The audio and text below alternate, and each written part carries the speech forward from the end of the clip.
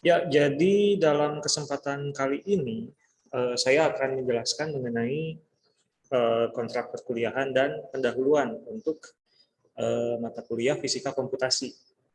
Dengan dosen pengampunya saya sendiri, Ivan Muhammad Sigfrid. Kemudian nanti teman-teman silahkan teman-teman coba untuk login di learning.winbanten.com. Nanti saya untuk pengumpulan mekanisme pengumpulan tugas, kemudian pengumpulan ujian, ujian tengah semester, ujian akhir semester itu nanti silakan kawan-kawan simpan ya atau submit di learning.winbanten.com seperti itu. Kemudian untuk sarana komunikasi kita sendiri itu nanti menggunakan Telegram. Kenapa saya menggunakan Telegram? Karena masalah kemudahan dalam mengelola file-file tidak seperti di WhatsApp. Ketika misalkan saya share file di WhatsApp, kadang-kadang 1 bulan lagi atau 2 bulan lagi ketika kita coba untuk download itu tidak bisa seperti itu. Kalau di Telegram beda, ketika misalkan file di saya dihapus, kemudian file di teman-teman dihapus, tetap nanti kedepannya bisa di-download, tetap bisa di-download, sehingga resources tidak akan mudah untuk hilang seperti itu. Jadi nanti kita pakai 2 buah platform. Yang pertama tentang mekanisme pengumpulan tugasnya di learning.winbanten.com. Kemudian kalau untuk di komunikasinya sendiri kita akan menggunakan Telegram seperti itu. Untuk username-nya sendiri nanti silakan teman-teman gunakan NIM-nya. Teman-teman gunakan NIM-nya, kemudian password-nya itu 1 sampai 8 kalau nggak salah.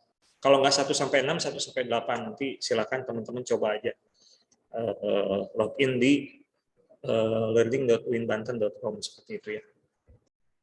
Kemudian ini nanti peraturan kita untuk luringnya seperti itu.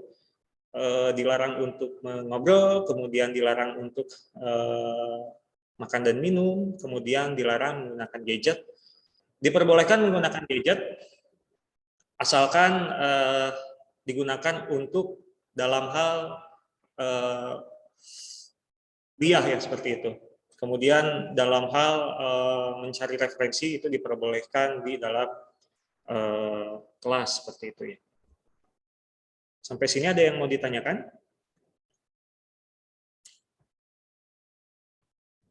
Kalau belum ada yang ditanyakan, maka saya akan langsung masuk ke gambaran umum fisika komputasi ya.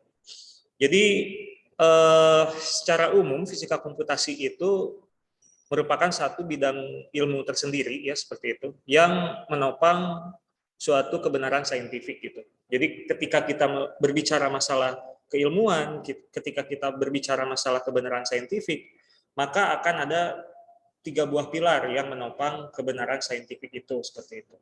Yang pertama adalah model, yang pertama adalah teori yang produknya adalah model, kemudian yang kedua adalah eksperimen yang produknya adalah data eksperimen, kemudian yang ketiga adalah komputasi yang produknya adalah berupa data dan algoritma seperti itu. Di mana masing-masing subsistem itu dia memiliki hubungan ya. Misalkan teori itu memprediksi komputasi, kemudian teori itu memprediksi eksperimen, kemudian komputasi juga sebetulnya dia akan mengetes apakah teori itu benar, kemudian eksperimen itu dia mengetes apakah teori itu benar. Kemudian hubungan antara komputasi dan eksperimen adalah eksperimen mengetes komputasi seperti itu, sementara komputasi itu akan memprediksi hasil daripada eksperimen seperti itu. Ketika misalkan ada salah satu yang hasilnya itu tidak sesuai, maka sebetulnya kalau tidak kalau tidak terdapat satu kesalahan di dalam suatu subsistem itu, berarti kita tidak bisa mengatakan bahwa kita memiliki suatu kebenaran saintifik. Jadi ketiga buah pilar ini dia harus saling mendukung, kemudian saling mendukung dan saling menguatkan seperti itu ya. Jadi kalau misalkan ada salah satu yang salah, maka otomatis itu menjadi pertanyaan, kenapa bisa misalkan hasil eksperimen itu tidak sesuai dengan teori atau komputasinya. Kenapa misalkan hasil komputasinya itu tidak sesuai dengan teori dan eksperimennya. Berarti ketika misalkan komputasi itu salah, maka otomatis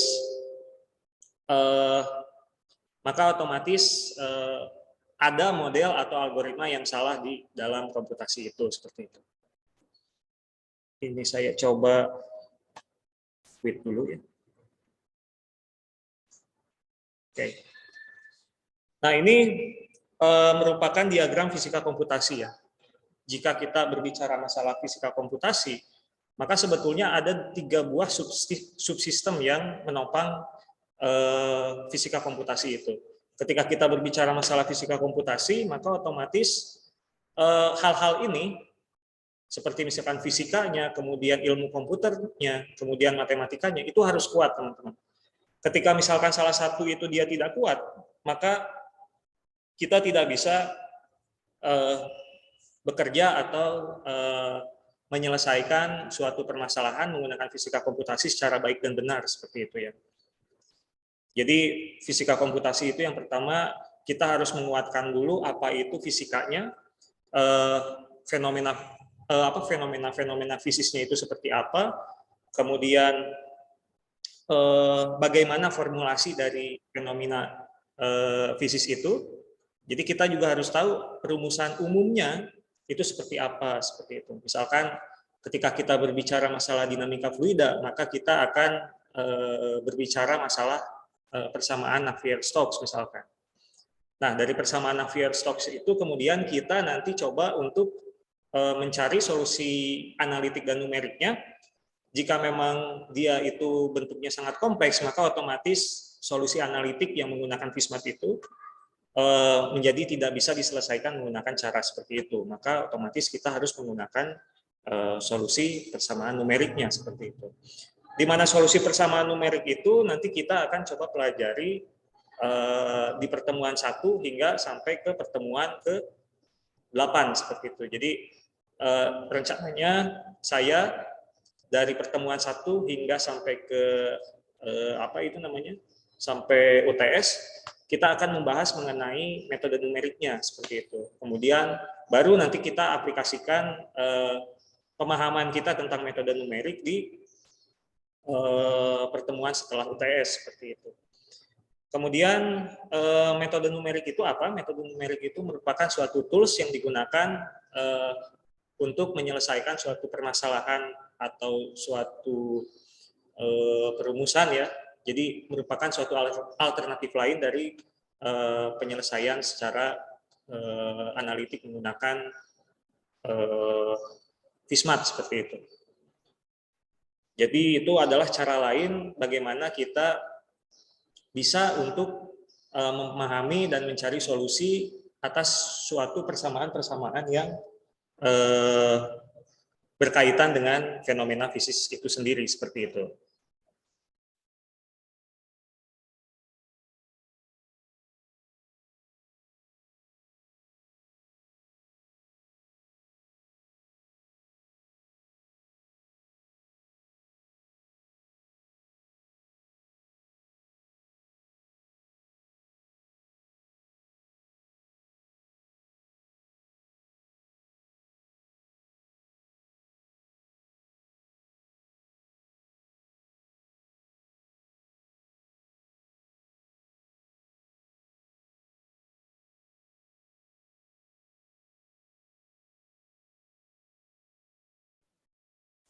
Nah, kemudian fisika komputasi juga berkaitan erat dengan ilmu komputer ya. Jadi ilmu komputer ini apa?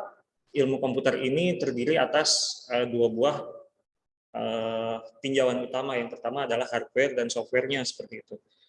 Tentu jika kita berbicara masalah fisika komputasi, kita perlu untuk memformulasikan solusi numerik yang sudah kita selesaikan. menjadi bentuk simulasi dengan menggunakan bahasa pemrograman seperti itu. Dan juga tentu saja ketika misalkan kita melakukan simulasi, maka perangkat keras yang kita punya juga harus mumpuni seperti itu. Banyak kejadian ketika misalkan kita lakukan simulasi, dia tidak bisa jalan di tengah jalan seperti itu. Jadi ketika misalkan kita melakukan simulasi,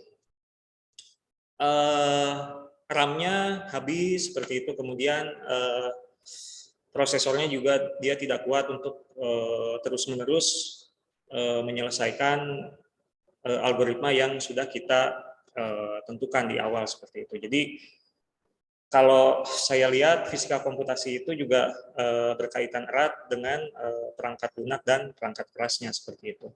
Dan tentu saja berkaitan dengan fisika komputasi juga kita menggunakan berbagai macam teknik-teknik numerik dan analitik seperti itu.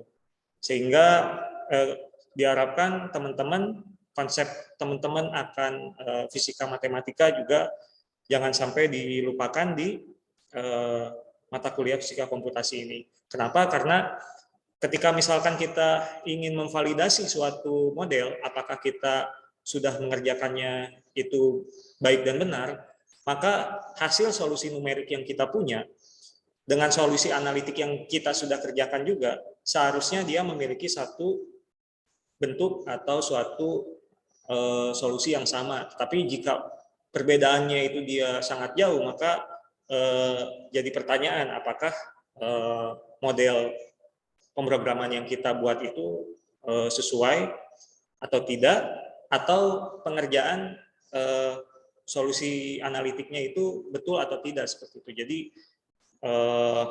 ini merupakan akumulasi dari pengetahuan teman-teman dari semester 1 hingga semester 3 dan harus diterapkan di mata kuliah fisika komputasi ini. Kira-kira ada pertanyaan dulu sebelum saya lanjutkan?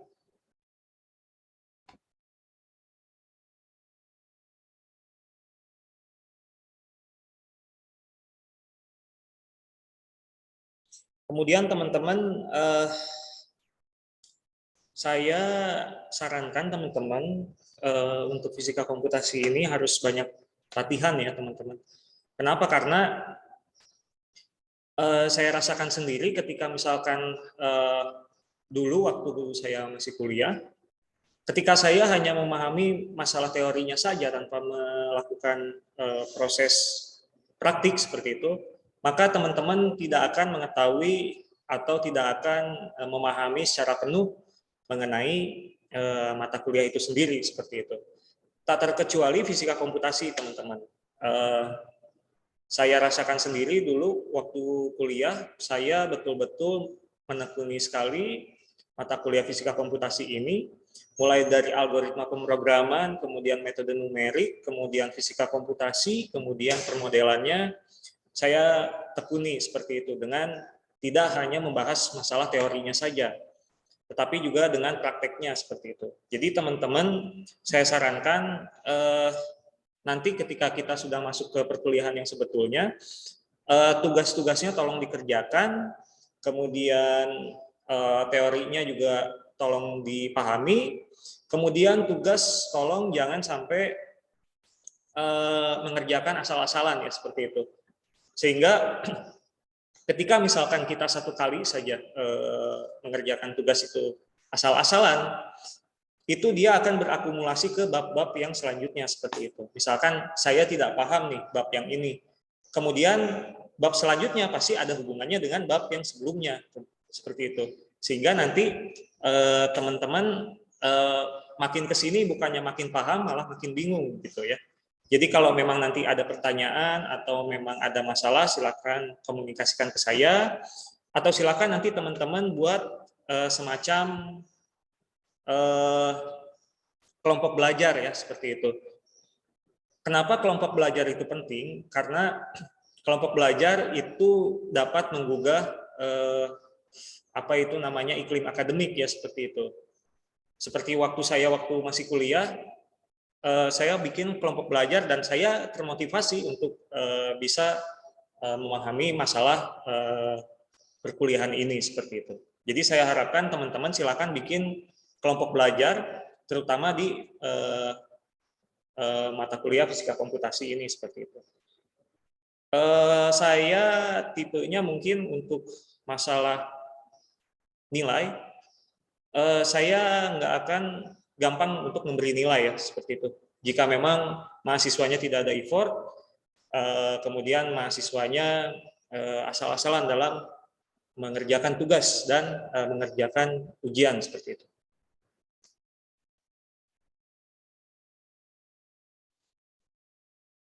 Nah ini jadi sebelum lanjut, apakah ada pertanyaan dulu?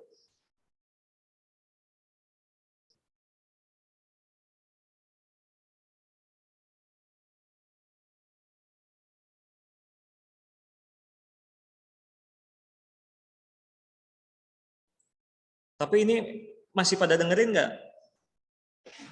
Dengerin, Pak. Dengerin, Pak. Ya. Dengerin. Saya takutnya saya ngomong malah nggak ada orang kan, aduh sedih gitu. Aman, Pak. Ya. Enggak, Pak. Oke, kita lanjut. Kita lanjut. Jadi kemudian saya akan bahas kira-kira di fisika komputasi itu kita akan membahas apa aja gitu ya. Jadi di fisika komputasi itu nanti kita akan belajar yang pertama adalah proses dan analisa ya.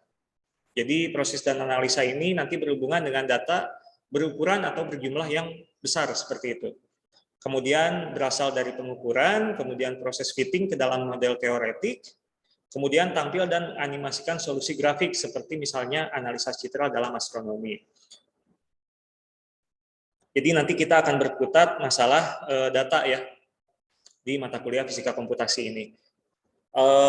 Teman-teman kalau misalkan dulu belajar C++, tolong jangan dilupakan, tapi sekarang coba di-refresh lagi pengetahuannya tentang bahasa pemrograman yang dipelajari di, kalau nggak salah di semester 1 atau semester 2, silakan diingat-ingat lagi, karena nanti kita ke depan akan banyak menggunakan C++ ya, atau C seperti itu. Kemudian yang kedua adalah masalah kita nanti di fisika komputasi itu akan banyak sekali membahas mengenai solusi persamaan numerik ya seperti itu. Di mana solusi persamaan numerik ini berhubungan dengan model-model persamaan yang tidak dapat diselesaikan dengan menggunakan solusi analitik seperti itu.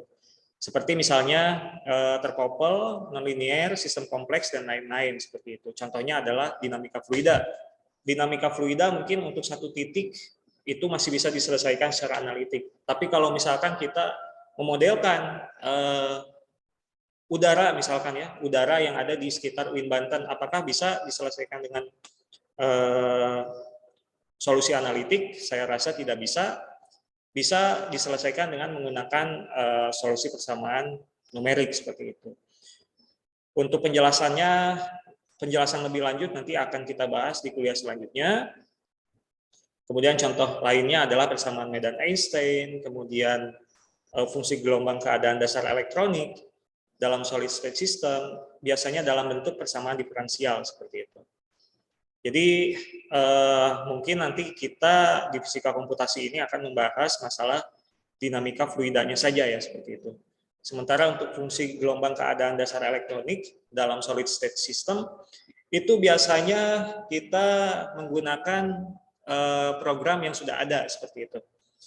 Biasanya ada seperti misalkan nama programnya itu adalah Quantum Espresso, kemudian ada lagi AppInit, itu merupakan program yang freeware yang bisa kita dalami nanti ya di semester yang lanjut seperti itu. Tetapi kalau misalkan untuk mata kuliah fisika komputasi di semester 4 ini kemungkinan hanya sampai ke dinamika fluidanya saja. Kenapa? Karena ini masih relatif dapat dipahami ya seperti itu.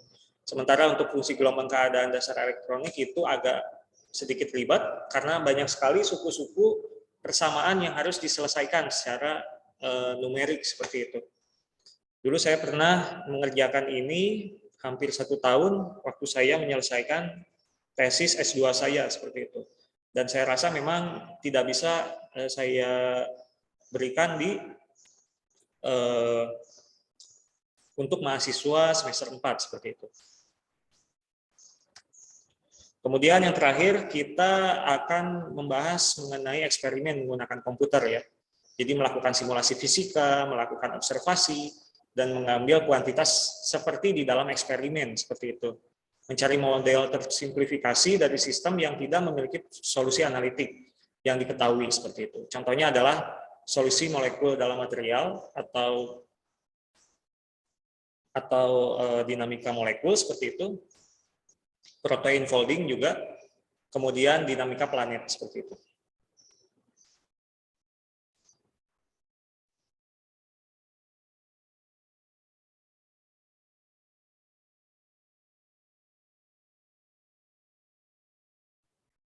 Nah, untuk ketiga buah ini mungkin saya akan membahas mengenai